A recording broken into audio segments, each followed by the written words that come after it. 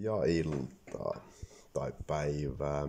Kuka nyt minäkin kellon aikana näitä filmejä katsoo. 27. syyskuuta vuonna 2025. Tässä ei ole tullut mitään isompia videoita nyt vuoteen laitettua enää tänne YouTube-ihmeelliseen maailmaan. Kun on vähän ollut sillä, että kannattaako tänne mitään laittaa, että kun aina tätä negatiivista palautetta tulee asiasta kuin asiasta, mutta sitähän tulee joka paikasta. Ajattelin uudestaan koittaa herättää henkiin tätä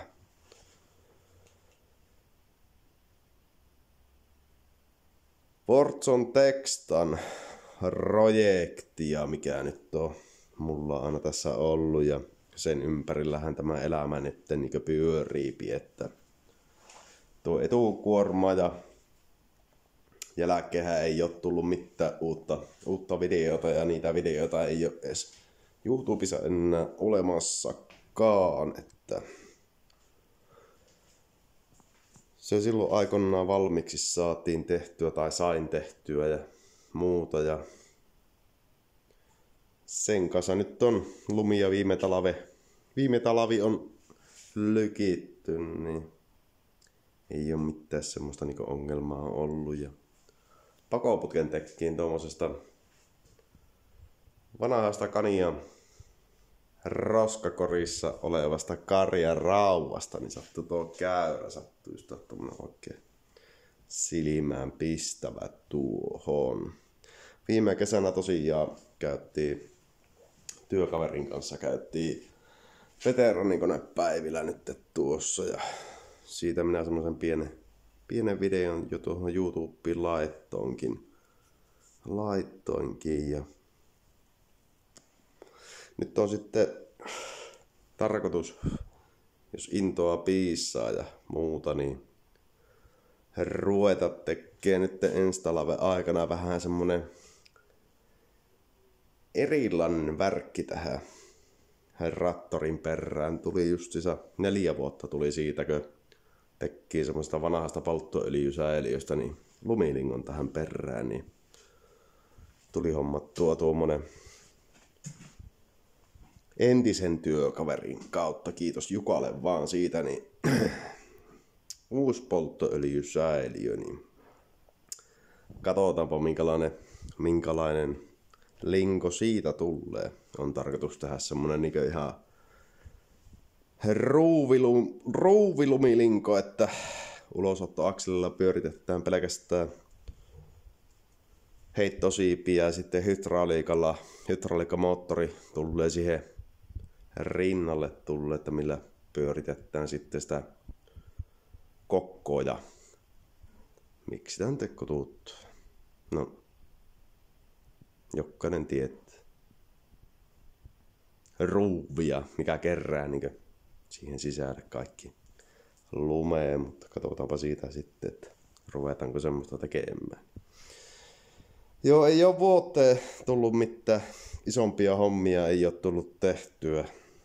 No, tähän on tullut kaltepuun sääjiä on tullut tehtyä, ja TikTokin puolella varmasti jotkut näkee, että miten tuo tuli silloin aikoinaan toteutettua, ja sitten hommat helpottu kyllä aika paljon tuossa, kun tuommoisen hommasin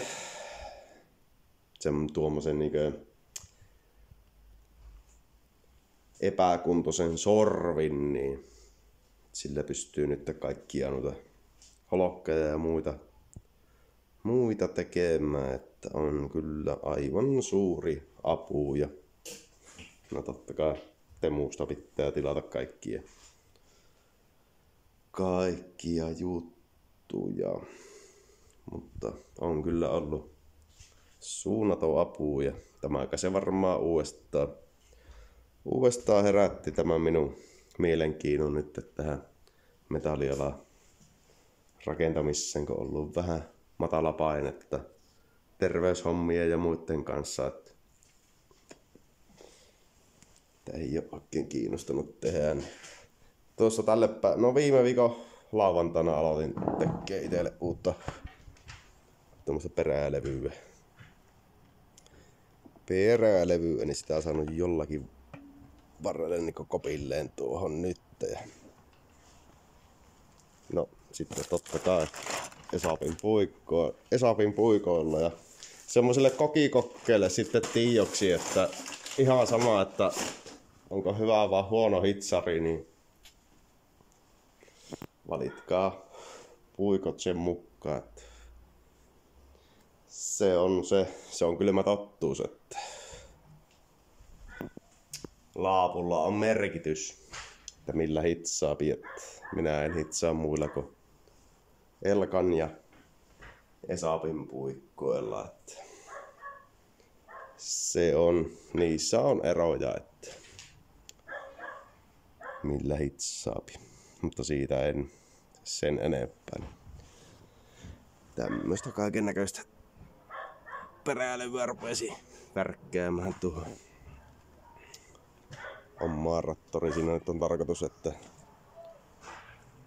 tulee niinkö tappikiinnitys tulee ja sitten tulee vielä hydraulikkasylinteri tulee tuohon, että saapi molemmat, että jos tarviipi. Ettei aina tarvi noita letkuja laittaa kiinni. Tuommoista vähän kyhäilyt tuossa. Että ja sitten se pitää ottaa kaikki huomioon semmonen asia, että kaikki on vanhasta paskarauvasta, että siihen ei ole rahoja ei ole laitettu. Että ja tuohon tekkiin 2 pulttiavo reijän tekkiin, että katsoo, että tuleeko kampaterää vai verkkoterää, niin pystyy pelattamaan molemmat. Semmosta. Käydään kattoon tuossa talve aikuista hommaa, että se oli vähän vettä päässyt täyteen tuo laskeutumisallas tuosta, mutta siitä se on tarkoitus sitten ruveta pilikkomaan. Varaavuin jo, että 25 ison rälläkän katkaisulaikkaa tuossa hommasin valmiiksi tuota prosessia varten, että pitää ruveta sitten pilikkomaan tuossa. Kunhan tuleepi semmonen hetki, pitää tuo perälevy vaan saada valmiiksi nyt ekana. Mutta semmonen harmillinen homma vaan tuossa hommassa, että kun mulla ei oo uretani maalia, kun ei oo harmaata ja punaista. Että mitähän se tykkää tämä rouva siitä, että jos siihen tehdäänkin punainen perälevy nyt perät. Mutta no, jospa se pystyypi elämään sen kanssa. Niin. Eipä mitään. Niin. Ajattelin vaan uudestaan ruveta tätä YouTube-hommaa nyt tekemään, että kun se on kuitenkin itselle tämä metallirakentaminen, se on niinkö henkireikä on ja näin poispäin. Että katsoa nyt, että minkä näköistä juttua saadaan nyt aikaiseksi tulevina kuukausina.